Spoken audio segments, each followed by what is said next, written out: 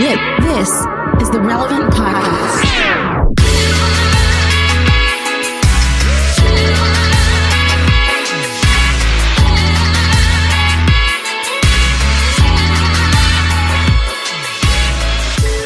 It's Tuesday, October 26, 2021, and it's the Relevant Podcast here in Orlando. I'm your host, Cameron Strang, and joining me from Loverland, Virginia, it's Jesse Gary.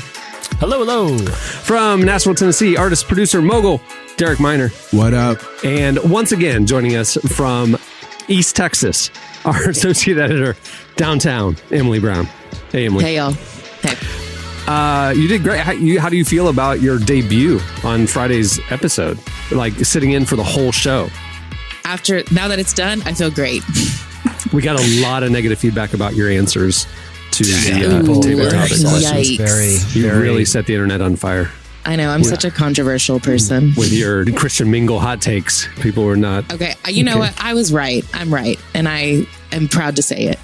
People don't appreciate you maligning a good boss man in Tyler Huckabee. He's a flawed individual. We all know that. But for you to just... Oh my God. I'm going to start naming some of his flaws, and you tell me when to stop, Emily. And let's just go ahead and air this thing out. I'll just be silent then. Don't.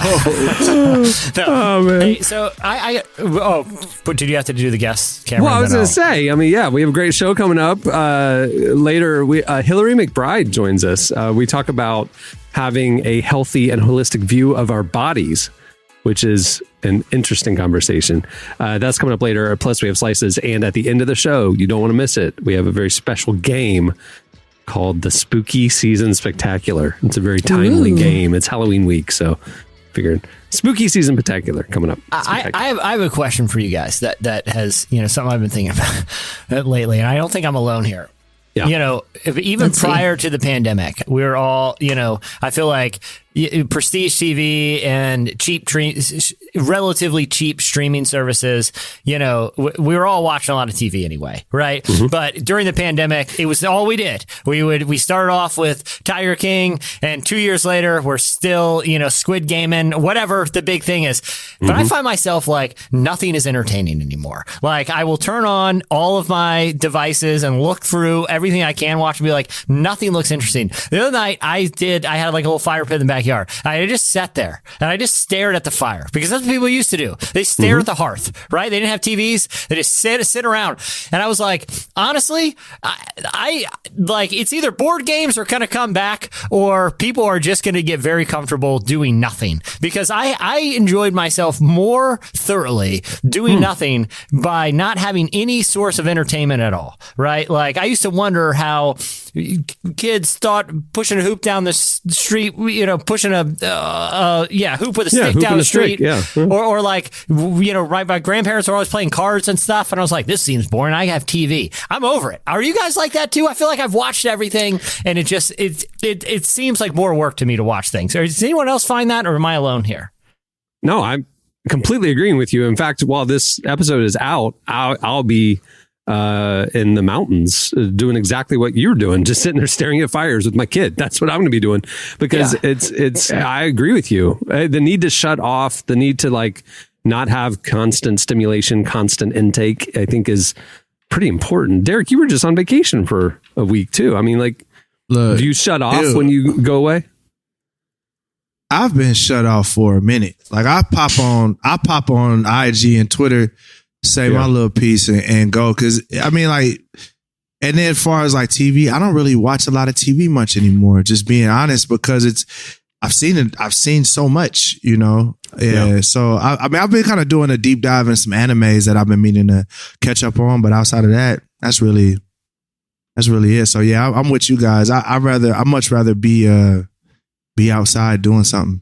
Emily's like, what? Look, Emily's love language is celebrity gossip, and it is celebrity gossip. Well, okay, I will say I do think that like TV and movies, I don't really like, nothing really grabs my attention like it used to anymore. Like I'll sit and watch it, but I don't get wrapped up in it. This is like my old person trait.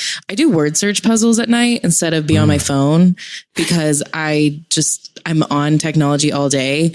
So I'll have TV on mainly just as background noise. And then I'll do my little word search puzzles or Sudokus. Emily, yep. I do Sudoku and 2 crossword puzzles every day. I'm exactly like you. I do New York Times and USA Today every day. It's like when, like in the movies where, they go and it's a cutaway to the old grandfather in like the attic and he's making old, bottles or ships in bottles. And you're like, who would ever do that? It's like, I'm getting close to my dissatisfaction with TV where I'm like pretty close to becoming like building ships in bottle guy. Like it's become that, like I get everything else is boring. Entertainment is no longer entertaining. I need something old school that people have been doing a long time and seem to pretty enjoy. And the closest I got right now to anything that seems doable is being the bottle, the ship in a bottle guy. I mean, you get the appeal of that kind of stuff coming out of this pandemic. I'd say that my version of that is Legos. I do Legos all the time, and it's my ship in a bottle. I mean, you're creating something. It's anyway. I do puzzles. Like I'll do like the physical puzzles, but I don't know what it is about me. It's really hard for me to like walk away from a puzzle. I want to do it all in one sitting, which is terrible because I'll do like 1,000-piece puzzle and I will and have stayed up all night doing a puzzle. Like 9 hours, and like I'll take a little bit of breaks, but I have to. Do you have friends over? No, do you have Emily, like a puzzle party? On that. No, it is just me. Just you. Nah, I feel you, Emily. I'm with bottle you. Of wine, 1,000-piece puzzle. You're set. Like just that's called a good night for me. That's a good night. I remember in college one time I was briefly got involved with Young Life, and the reason it was brief. You make it sound like a cult. Like I briefly dabbled. Bruh, for real. Well, I'm just saying it was too much of a time commitment. I had a lot going on in those days. And I'm not saying my priorities were right. I'm not saying that. I'm just telling you that was the thing to go. But anyway, when we did like our Young Life training or whatever, we'd go over this person's house with a bunch of us college students, and we would go and do kind of the training and Bible studies and stuff in this person's train room. They had a room in their house that just had model trains going everywhere. And I was kind of like, dude, I kind of want to be involved with this because I want to check out that dope train room. And so every night I kind of tinker, with his little villages and stuff, tunnels, mossy tunnels, whole deal. Okay. Oh, dude. This is a whole train room, right? I mean, we're going from seaside to country to mountain around this thing. And at the time I remember thinking, man, this is one dope train room. And I'm thinking now there's nothing preventing me from just being train room guy too. Like people maybe in the neighborhood hear rumors, here, Jesse's got a sweet train room. He's got a bunch of trains up there, little model trains. I don't think people are saying positive things about your train room. If you I'm with Emily on that one. Wait, hold on. You just told me you would stay up all night heavily drinking bottles of wine and making puzzles alone, and I'm the weirdo because I like trains? I don't have a puzzle room. Hey, my last house. It's like when you make a room out of it, that makes it weird. Yeah. Think about it. Dedicating listen, this. like a doll. Like if people who collect, like people who have dolls, like cool doll room, weird. You know what I'm saying? Where am I putting the trains, Derek? Puppets, cool. Puppet room, crazy. Legos, cool. Lego room, crazy. Okay. Hold on. At the end of the Lego movie, he had a whole city set up. That's the Lego. weird. Hey, my last house, I had a Lego room, a literal. You're weird. We had an extra room, and I had a kid, and I love Legos. And once you build the sets, where do you put them? So we had a room with like big building tables and all Lego stuff. We had a TV in there, and it was a Lego room. And we had like the Lego train set, Jesse, and it had like we had the train going around the room. It was the whole thing. And then we moved. But it starts off with train rooms and Lego rooms, and next thing you know, you got Neverland. So we just. You know what I'm saying? Hey, if I could have a roller coaster and a chimp, I would. That sounds incredible. Yeah. That sounds amazing. Yeah, you're telling me more people during the pandemic couldn't use a chimpanzee for a little companionship? I'm saying he had a movie theater. He had popcorn machines. He had rides. Derek, I mean, come on. I never leave. It's weird. I love Derek's metric. Derek has a he's defined a very specific metric of when a hobby becomes a problematic personality association. He's like, yeah, exactly. When it moves to room status, it's bad news. Beanie Babies. Beanie Baby room, you're probably a serial killer. Right? You're on a watch list at that point. I bet you the Zodiac Killer had a Beanie Baby room. No lie. They found out who the Zodiac Killer is, And he had a Beanie Baby room. I'm telling you for sure. But what to you, Derek? To you, what's a workshop? Like if you have a workshop, if I like doing woodworking stuff like that, and I got a workshop, maybe it's a shed in the backyard, maybe it's part of the garage, and I go there to do my hobby. How is that different? No, that's different. How? Because first off, if you have a workshop, saws, you can use a saw for multiple different things, right? Now, if you just have Beanie Babies stacked on the wall, they're not doing anything but looking at you. It's weird. All right. Like, I mean, cool. Like music studio. Yes, I got keyboards, different things. I use them on a daily basis. Now, if I just had like hand sanitizer room, like that would be weird. But see, my Lego room was a room that we would go to and we would build Legos in there and play, and I'd play with my kid in there. How is that different? Bruh, because they pink, the Legos is pink, red, yellow, green. It's just weird when you just had, I don't know, man. I don't know what to tell you, bruh. Like, I mean, just every time you've seen a scary movie, think about this. Every scary movie with like the crazy serial killer that nobody knows what's going on, they always have a weird room full of stuff. And you just like, yep. That's the one. That person got a cat. That's the cat lady. She got 13 cats. That's why she killing folks. Because she, you know what I'm saying?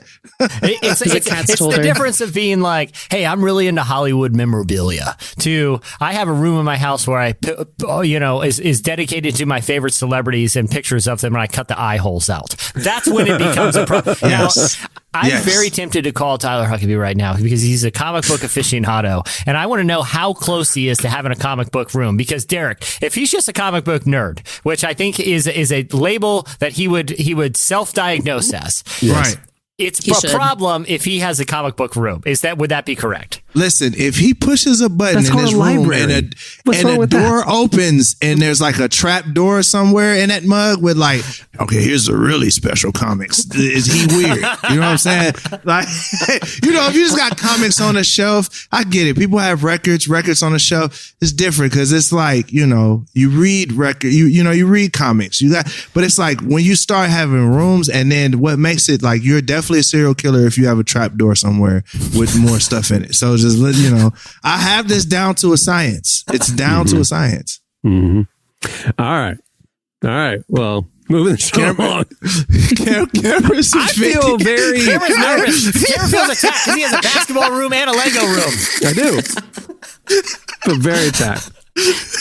And I would love to have rides in my backyard. I have looked at buying those blob things that you can put in a lake where you jump onto them and shoot people off. And that's the beginning. I want a zip line that goes from the house to the water. I want to build Neverland. I stayed the night at Cameron's room, at Cameron's house, and he does have a memorabilia room. And it's when I saw the memorabilia room that I made sure I locked my door every night. And here's why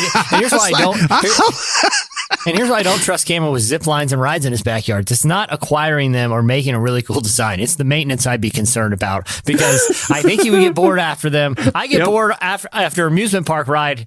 After like a day, I'm like, no, I'm good. We can just go home. Yeah. Cameron would get bored. This is a man who just recently realized his boat's been sank for like 2 months. Okay, I do not trust him. All they have to do is float. I mean, you just put it out there and put a rope on it. That's the entirety of the maintenance. And somehow it sank. You're right, though. I was saying that was part of the pitch. Why? That was the pitch for Cameron. Was like, yo, you bring your boys down here. We'll go on the boat, man. We'll go get dinner and all that stuff. And I get there, he's like, my boat sank. I'm like, what happened? Did it get hit by a cannon or something? Like what happened? You know what I mean? The pirates hit it? Like, no, it just filled up with water, and I just watched it sink. I was just like, I didn't have a category for it. Jesse knows me very well. This is not a man who knows how to care for a chimpanzee long term. Is all we're saying. An inanimate boat is not safe. A chimpanzee is that's my Enneagram 7 side. Is I will get really into an idea. I will do the thing, and then I will lose interest and move on to the next idea. I do not maintain things well. That's true. That is very true. So that's why I'm scared to get on that diving board, bro. Yep. Just being honest, this man done Jimmy rigged the diving board. I did. I installed the diving boards. Every time I got on it, I shot a prayer up like, "Lord Jesus, please, when I don't let this thing crack, like hit you in the backside." No, I did install that diving board myself. That is true. And the thing is, like, the people who get super into like owning like a python and buy the terrarium, they're like, "Oh, this is crazy. I'm just gonna let it go in the Everglades, no sweat." Cameron's gonna be like that, but with a full-grown chimpanzee in a diaper in suburban Orlando. Like, I'm bored. Hey, see you, checkers. Just run away. Florida man lets chimpanzee run loose. Yeah. See you, Mr. Bananas. Bye. Mr. Bananas. All right, we'll move the show along. Stay tuned. Up next, it Slices.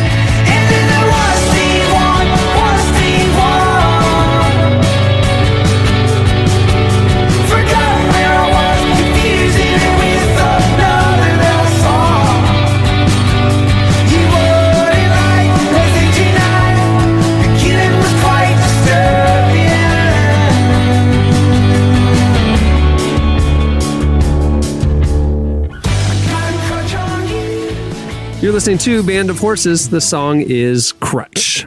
Okay, it's time for Slices. What do you have, Jesse? And stop attacking me. I'm trying to prevent a savage chimpanzee attack in downtown Orlando from this monkey wandering the streets that is no longer cared for.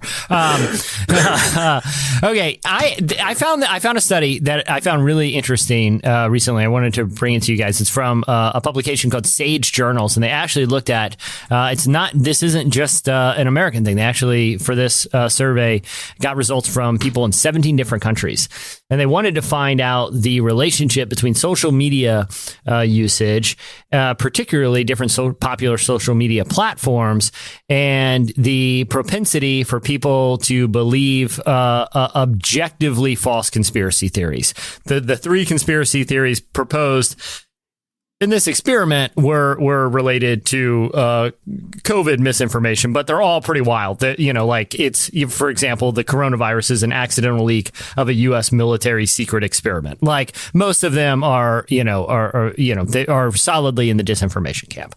And so they actually had a really interesting finding because they were looking at people's usage of Facebook, Twitter, WhatsApp, YouTube, or Messenger, and they found that in almost all of those platforms, the people had an increase in conspiracy theory beliefs by several observable percentage points, except for one of the platforms actually reduced people's belief in conspiracy theories. So all of the major social media platforms, except for one, not only cause people not to disbelieve conspiracy theories, but it increases their belief in them. Can anyone guess, out of Facebook, Twitter, WhatsApp, YouTube, or Messenger, which one actually causes people to disbelieve conspiracy theories? What were the options? One more time. You said Facebook, Twitter, definitely not WhatsApp, Facebook. Messenger, and WhatsApp, and YouTube. I mean, Messenger would be direct communication with other people, so maybe that WhatsApp. for me. I'm thinking WhatsApp, maybe. Yeah, I mean the same thing. Those are both messaging platforms. I'll go Twitter. Just why not? Emily, you are correct. What? And the reason that they have identified is not only is it at first they were like, maybe it's because people react very rapidly to it, but they were like, no, that can happen on other platforms too. Like the interface kind of favors immediacy, but that's not necessarily it. I'm going to read a quote from the Sage Journal. Social media platforms like Facebook and messaging services like WhatsApp and Messenger are built for interacting with family and friends. Also, relationships on these platforms are symmetrical, where if person A follows person B, it means person B also follows person A. This is a stark contrast with Twitter, where interactions with strangers predominate the relationships and are asymmetrical. So the numbers of followers and number of people one follows are highly unequal. So basically, on Twitter, I could be following a bunch of kind of intellectual celebrities, musicians, along with family and friends, where on these other more personal apps, it's usually confirmation bias is way more That makes sense. Prevalent because essentially all of those favor an echo chamber approach to content sharing. Twitter's the only one where you regularly are, kind of interacting with perspectives and ideas that are possibly outside of your own. So I think as we're thinking about the future of social media, right now, obviously Facebook is, responding to a lot of criticism, involving the leaks about how harmful their product is, whether intentionally or unintentionally, how their algorithms is affecting people to have, civil social discourse. It's interesting to find one platform that, maybe just an unintended consequence of a functionality actually causes people to think more rationally and be able to decipher misinformation more quickly, because it's not just following, the model isn't just built on following your friends and family. I mean, if you think about it, if somebody prominent like a conservative leader or a liberal leader says something that's not true on Twitter, the immediate replies are from other people calling out the mistruth, so you're right. Like right there, you see the lie and then you see people setting the record straight in the same stream. You do not see that on Facebook. Because most of the people in that comment thread are friends of your aunt who posted the weird misinformation in the first place. Interesting. Yeah. All right, what do you have, Emily? I want to talk about how some supposed brilliant person decided to give guns to robot dogs. Oh my gosh, this is terrifying. Playing. Yeah, so there's what is it called? Ghost Robotics. They have these robot dogs. We say the Boston Robotics dogs that are artificial intelligence. They walk around on their own. They can figure out how to open door handles and stuff. We've all seen them. They look terrifying. Yeah. Mm-hmm. Yeah. So some genius decided to give an unmanned rifle to these dogs and said, yeah, let's just give robots dogs. So apparently they've never seen a single sci-fi movie. So they don't know the dangers of this, or they just don't have any rational thought whatsoever. The picture of this is crazy because they strap these assault rifles on the backs of the dogs, and the robot dogs, like artificial intelligence, now are armed to kill. And these are like the robot dogs. They can like open doors and get in places and stuff. They're very smart. They didn't need guns. They didn't need to be built in the first place. I'll say that, but they don't need guns. Well, the reason why they did it, I read this article, is for military purposes, that this could actually save soldiers' lives because these robot dogs with the guns can replace soldiers in the field. So there's an army of thousands of Terminator dogs of artificial intelligence, but what happens when they turn on their creators? I've seen that movie. It doesn't end well. I mean, there's literally an episode of Black Mirror called Heavy Metal that involves, it is a long chase scene between a group of unfortunate humans and one of these, robotic weaponized dogs. But I think part of the reason why it seems so visceral is because it's a four-legged robot with a machine gun on its back, but the actual artificial technology that we've weaponized at this point, to me, is far scarier. It might be, seeing a drone that looks like, a styrofoam hang glider doesn't cause this visceral reaction, even though that could literally kill anyone on the face of the earth at will. I thought the drones were remote controlled. They're AI? I think some are. Yeah, they have. I mean, a lot of them are just flying around in certain patterns looking for visual indicators, and then a pilot will come back under the control. But I mean, there was an Iranian nuclear scientist. You guys can look the story up from, I think it happened about a year ago. And, it was, I believe, Mossad operation to, assassinate this nuclear scientist. I can't remember the exact circumstances, but all that to say, the scientist was killed by an unmanned vehicle on the highway that had guns pop out of it and assassinate him. Nope. But it wasn't an AI vehicle, was it? No, it was controlled. It was remote controlled, wasn't it?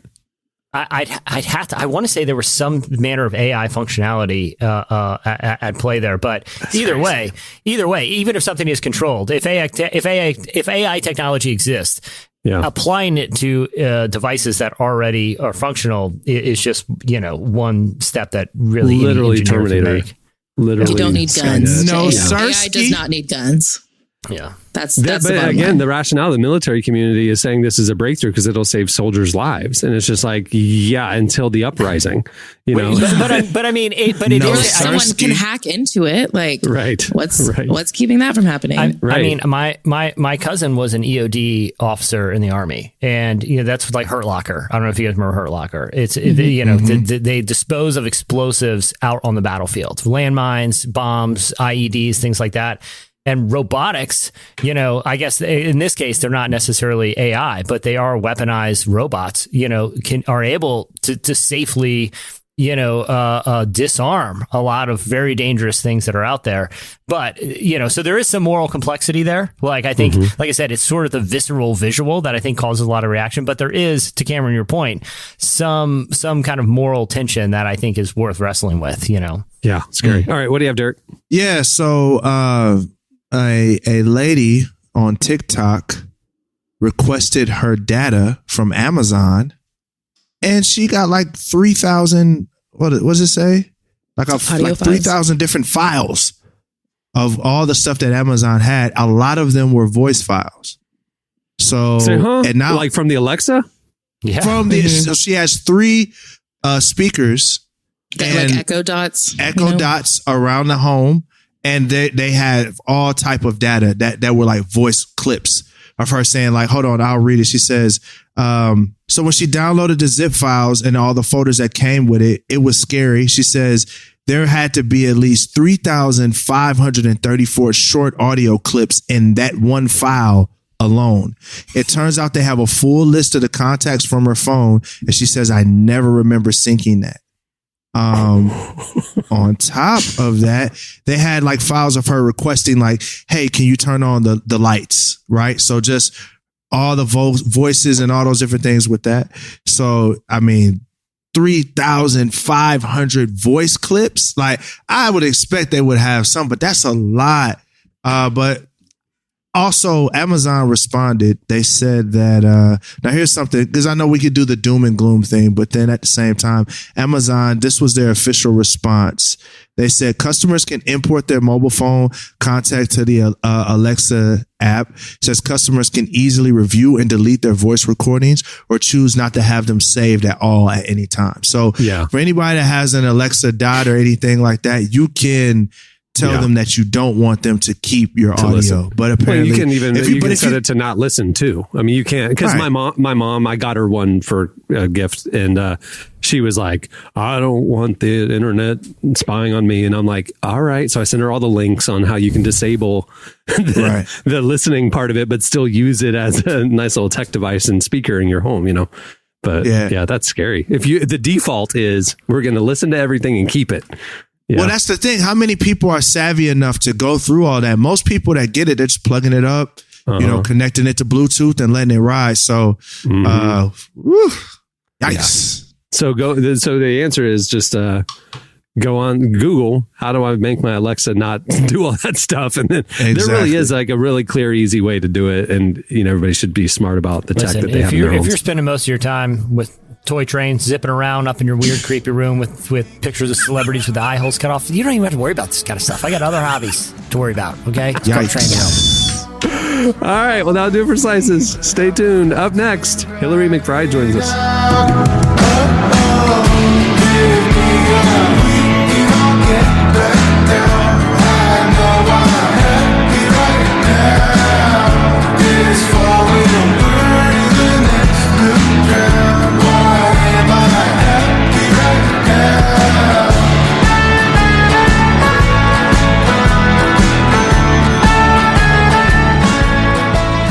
You're listening to Ethan Tosh, and the song is Happy Right Now.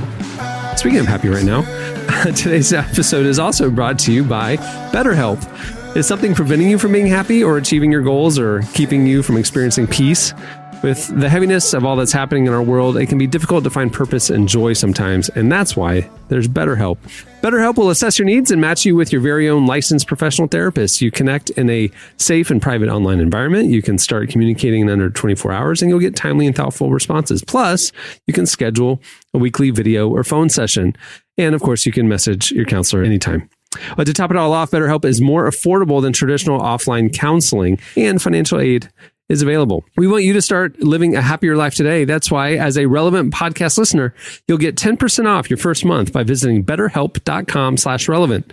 Join over 1 million people taking charge of their mental health. Again, that's BetterHelp, HELP.com/relevant. Well, our guest today is Dr. Hillary McBride. She's a therapist, researcher, and author who specializes in trauma areas and body images. She's the host of the podcast Other People's Problems, where she uses real people and real problems to demystify mental health. She recently published her book, The Wisdom of the Body, which explores the broken and unhealthy ideas we tend to have about our bodies. Hillary spoke with her very own downtown Emily Brown about how we can have a better view of ourselves and our body with a holistic mindset. Here's our conversation with Dr. Hillary McBride.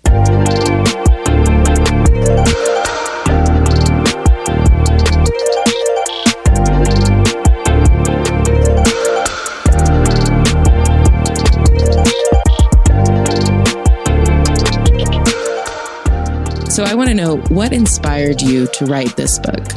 I think a few things. One, I would say my own journey to understand the content in a way that was like lived and felt and known to me. So my own journey of eating disorder recovery, and then doing trauma processing work and realizing how much trauma was really stored in my body, and my relationship to negotiate feeling joy and pleasure in my body, even though I carry chronic pain. And I have for about 13 years. So I think really the experience to come home to myself and realize that in spite of all of the experiences that I had, all of the things I'd learned to think about my body is good and is for me, is the place where life and joy and connection happens. And so very much my own story in that way. And then as I started researching this more from an academic perspective, really digging into it in my master's and my doctoral work, I started talking about it more with people in a kind of colloquial way in public settings, on podcasts. And I realized that most of the time that I was talking about bodies with people, they still conflated bodies with appearance, as if the only thing that matters about our body is how it looks to other people, and then consequently how we're taught to judge how it looks. So this understanding that there is a huge gap in our understanding of how we connect to ourselves as bodies. And the more I dig into this, the more I see how I think that is at the root of so much of the ways that we are disconnected from each other as people, the way we create hierarchies of power and value, all of it coming back to which bodies we're told are good or not good. What you're saying, I think, is so true. When people talk about their bodies, they just mean like the physical appearance, but it really is so much more than that. And why do you think it's important that people understand that your body is more than that? I think it allows us to fully inhabit ourselves. Maybe I'll start with the individual or the personal. I think it is about coming home to ourselves more fully and actually living with more nuance, with more richness, with more depth, because so much of our existence is in the body. And yet we have relegated our sense of identity to this tiny little piece of tissue in our frontal lobe that's responsible for conscious thought. We think that that's where most of us exists, and we're missing the rest of it. But then I think the secondary piece of that is I think we need to undo systems that have disconnected us from our body. And the only way to do that is to come into ourselves more fully. So I think depending on where you are in the book, you might have gotten here or not. I try to be pretty on the nose about it, that I think that embodiment is a way that we undo some of the damage of patriarchal culture, of colonization, of fat phobia, of white supremacy. I think embodiment, among so many other things, sexism, I think that embodiment is part of how we create a more just and loving world. I like the definition that really comes from the academic sphere, Merleau-Ponty and Neva Paran. Their work has really influenced me in my understanding of this, so I'll borrow from their definition heavily. But that says that our embodiment is the lived and felt experience of being a body, not just having a body, but being a body, and then how that experience is shaped by our engagement with the social world around us.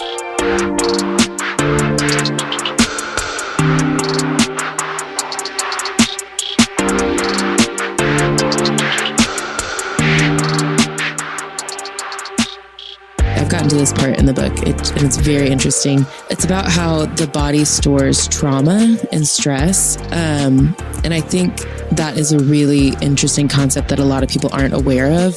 So could you maybe explain a few ways that like trauma and stress tends to manifest itself in our bodies without us realizing it?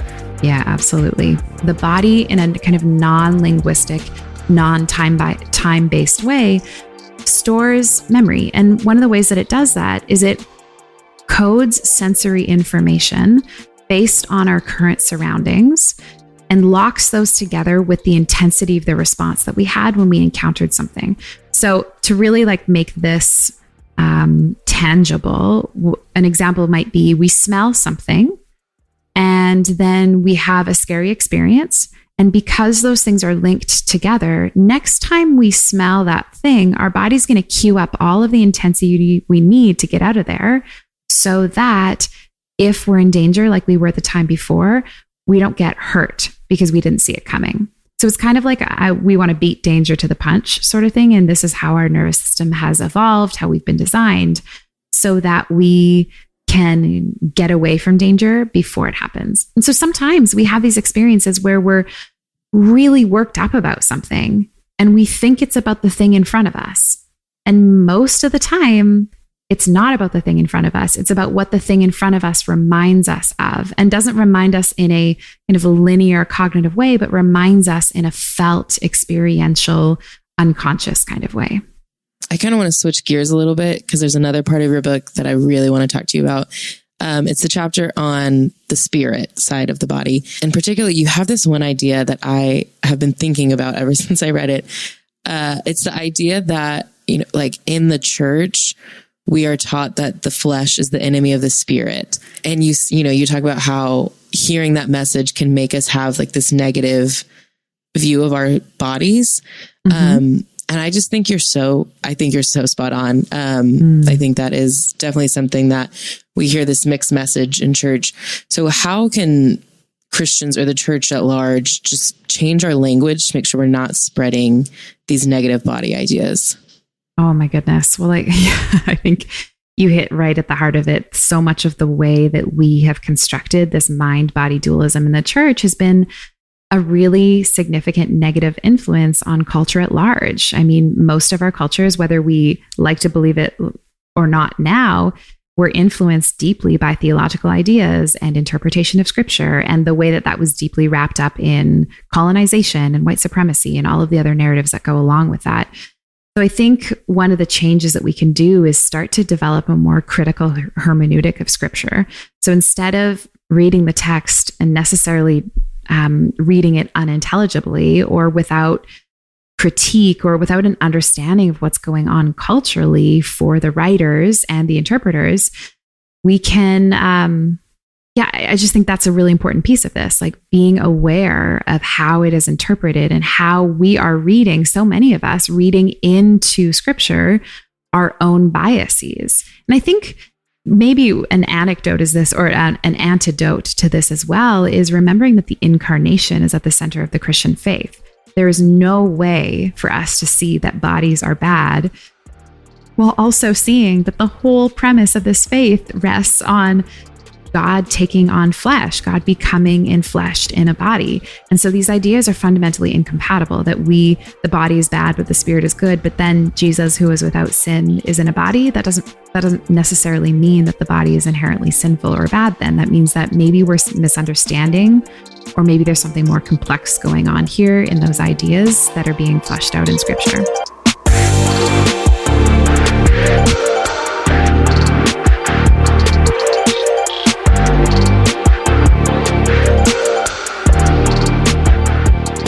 That was Dr. Hillary McBride. You can read more of our interview with her over at relevantmagazine.com. Stay tuned. Up next, it's our game, the Spooky Season Spectacular.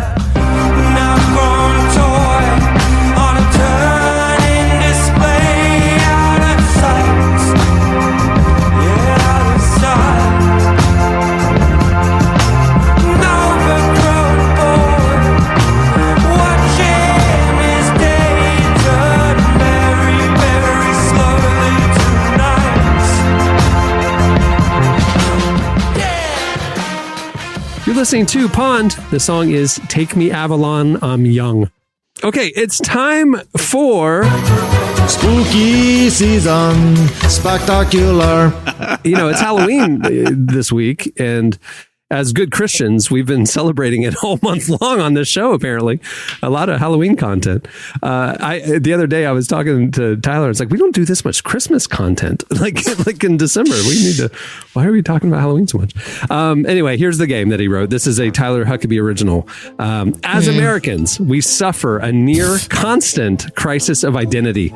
The pools of consumerism and tribalism have rendered us so unconvinced of our own inherent worth beyond what we own, what our job is, or who approves of us, that many of us have truly no idea who we really are. Instead, we try on prepackaged identities manufactured for us by our capitalist overlords. This sounds like a really fun game. Tyler's going through something. Yeah, this is about to get real. Yeah, I was gonna say, this is like early Halloween, draft of Monopoly. Yeah. Halloween becomes a rare opportunity to think outside this existential crisis by becoming someone else altogether. Whether you're a little girl dressing up as a black cat or a grown man as Don Draper, Halloween is a time for us to say something about ourselves by who we're choosing to become for one night. Taking on someone else's identity as a way of commenting on our own real one. In fact, Halloween may be the one night of the year in which America shows its true face by wearing a mask. In this game, each of you will be given a year and several popular Halloween costumes. You must guess which costume was the most popular pop culture costume that year. If you guess correctly, you will be crowned the mayor of Halloween Town. If you lose, you will plunge our nation further into its crisis of identity. Please note, this list omits generic popular costumes like Frankenstein and witches, focuses only on pop culture specific costumes, and includes all age groups. Do you guys get it? So I'm going to say a year, and I'm going to give you 4 choices, and you tell me the most popular costume that year, okay? Emily, you're first up. The year is 1990. Which predates your birth by 5 years, I believe? I was -5, yep. Yep. Okay. So 1990 was the most popular costume Ariel from The Little Mermaid, Edward Scissorhands, the Teenage Mutant Ninja Turtles, or Kurt Cobain. 1990. Don't think it's the first two. I'll go with Teenage Mutant Ninja Turtles. That is correct. That is correct. Good Easy, job. easy. Beautiful. All right, Derek, the year is 1992. Was the most popular costume in 1992 Crisscross, Catwoman, Princess Jasmine, or Bill Clinton? What? 92. Most popular Halloween costume in 1992. Was it Crisscross? The hip hop group? Right, I know. Catwoman. What? If Princess Jasmine. Well, you can't see that it's the K spelling of crisscross. I didn't know. Okay, Crisscross, Catwoman, Princess Jasmine, or Bill Clinton. Most popular in 92.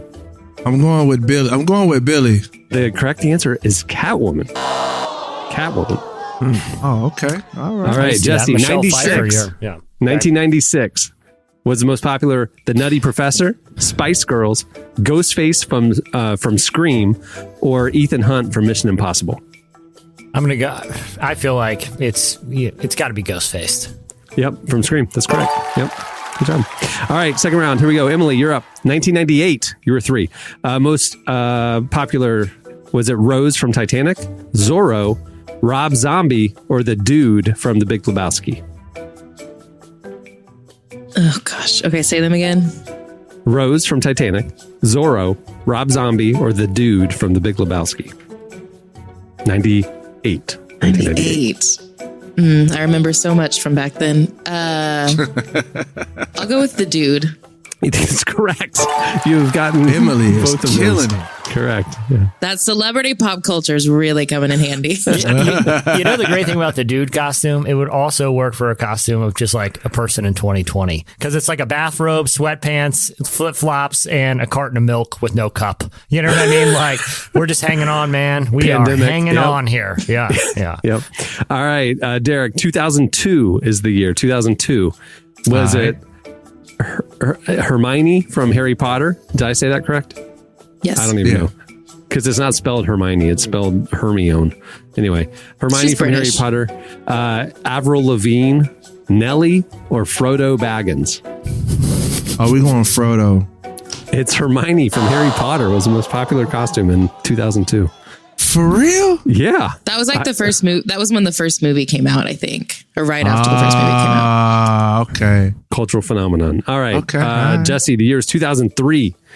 Most popular costume. Was it the White Stripes, the Bride from Kill Bill, Spider-Man, or Andre 3000 from the Hey Ya music video? 2003. I think it's between Uma Thurman and Kill Bill and Spider-Man. I'm going to go Spider-Man. Spider-Man is correct. That is correct. Yeah. Next round. Okay, it's Emily 2, Jesse 2, Derek 0. Here we go. 2004. Emily, you might actually remember 2004. Was it the pink polo era Kanye West? Was it Steve Zissou from The Life Aquatic? Was it MF Doom or Jack Sparrow?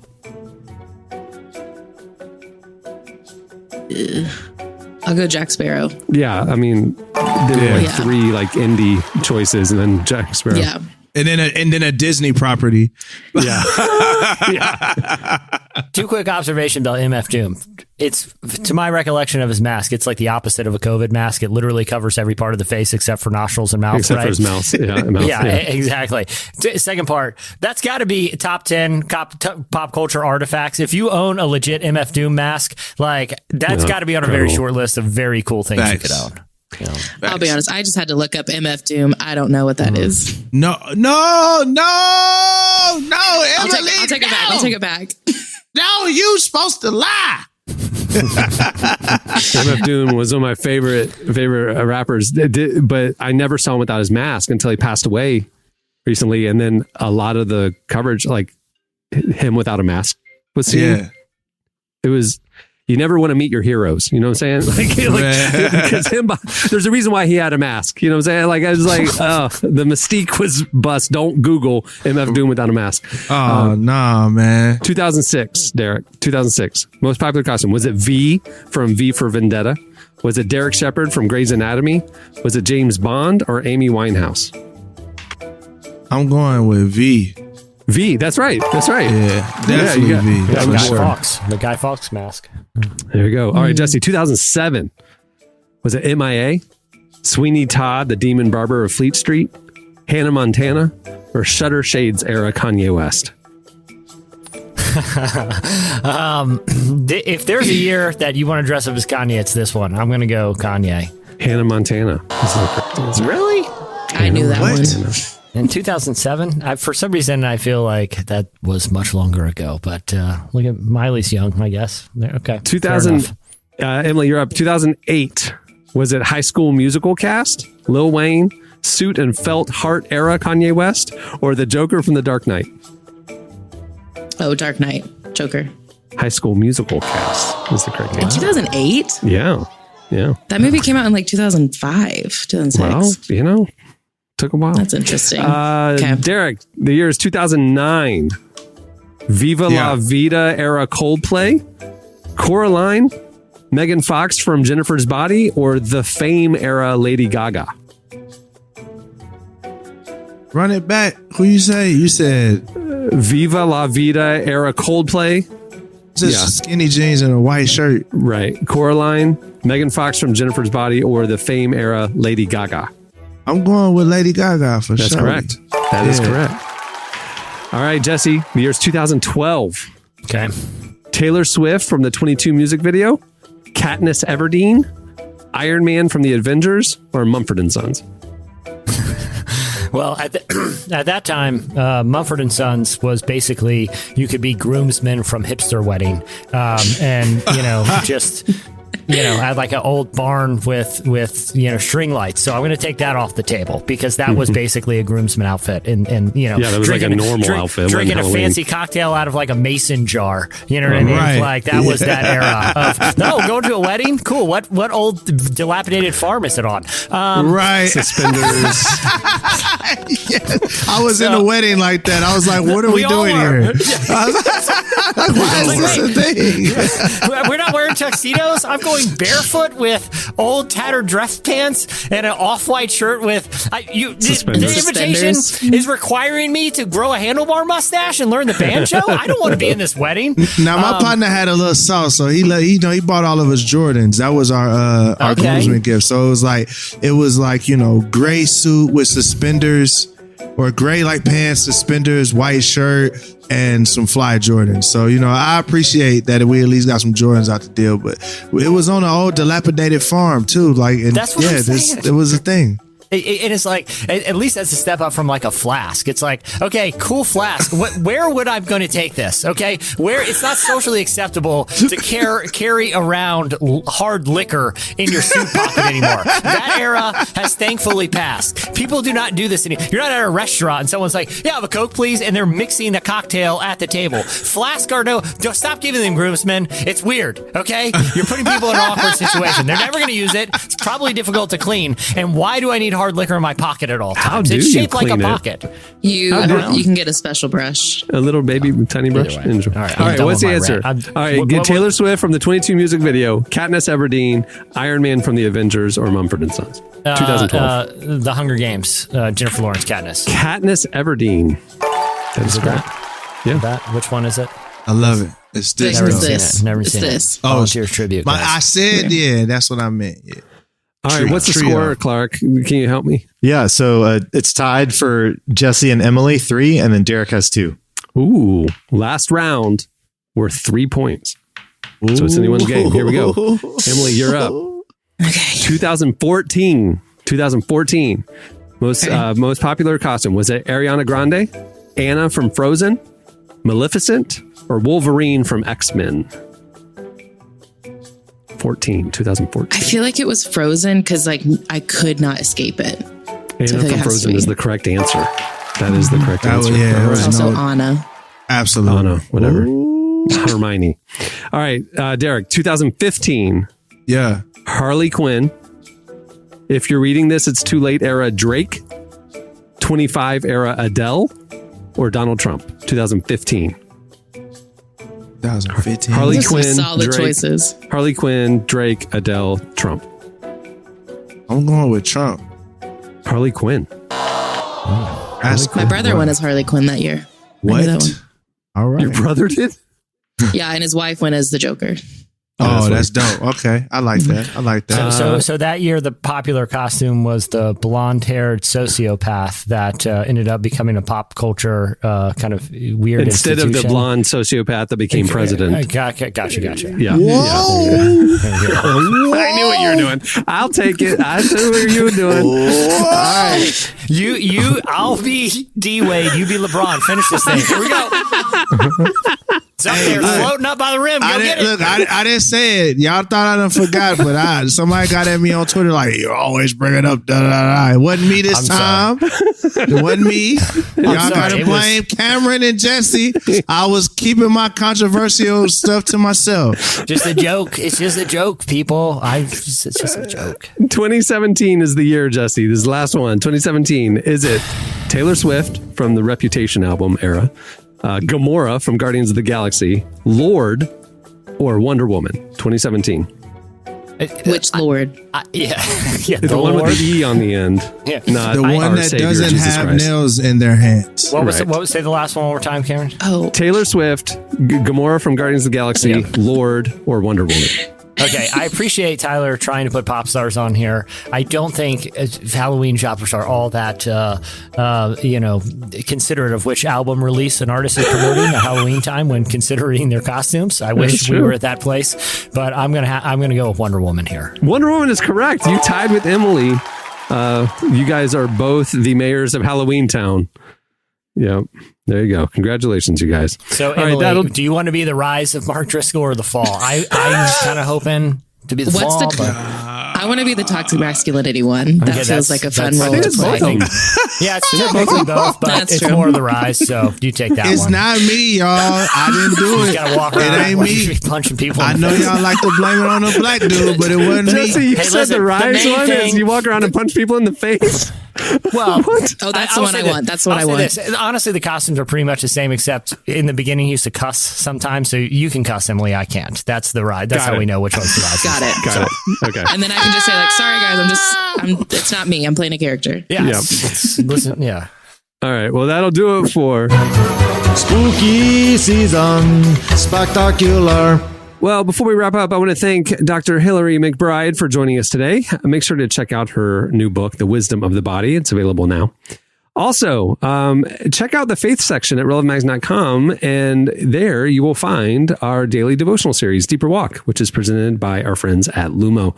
There's a morning devotional every weekday, and you can also sign up for the Deeper Walk newsletter to get it delivered to your inbox. Also, check out the fall issue of Relevant. It's available at the site as well. Just click on the magazine tab, and it's an amazing collection of features featuring Jessica Chastain, Jennifer Hudson. The list goes on and on. It's an amazing group of content, and it's available ad-free and for free thanks to our presenting sponsor, UHSM. Go check it out. Also, make sure to follow Relevant on the socials. We're on Facebook, Twitter, and Instagram all day, every day, pumping out new content. It's a great way to keep in touch with everything that's going on. And you definitely don't want to miss what's happening over at Instagram. The team is doing amazing stuff over there. It's a great follow. On that note, we'll wrap it up. I'm Cameron Strang. I'm Jesse Carey. I'm Emily Brown. I'm Derek Martiner. I'm not a Mark Driscoll. No, he's not. He is not a Mark Driscoll. All right. We'll see you on Friday. Have a great weekend, everyone.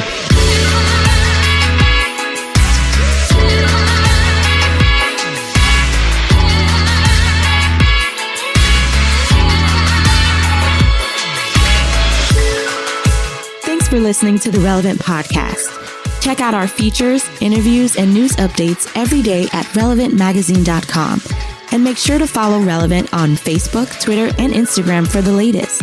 For more great podcasts, browse the shows on the Relevant Podcast Network, which you can find at our site. And while you're there, don't miss the all-new era of Relevant Magazine. A new issue releases every other month at relevantmagazine.com.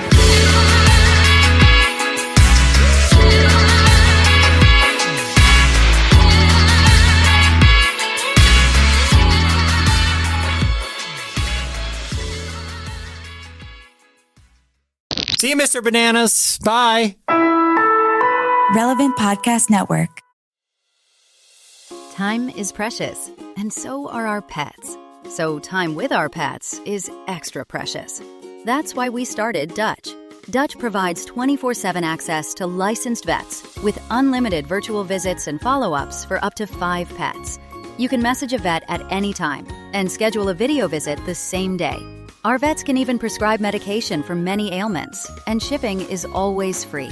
With Dutch, you'll get more time with your pets and year-round peace of mind when it comes to their vet care. Go to Dutch.com to get vet care that is always there for just $92 a year.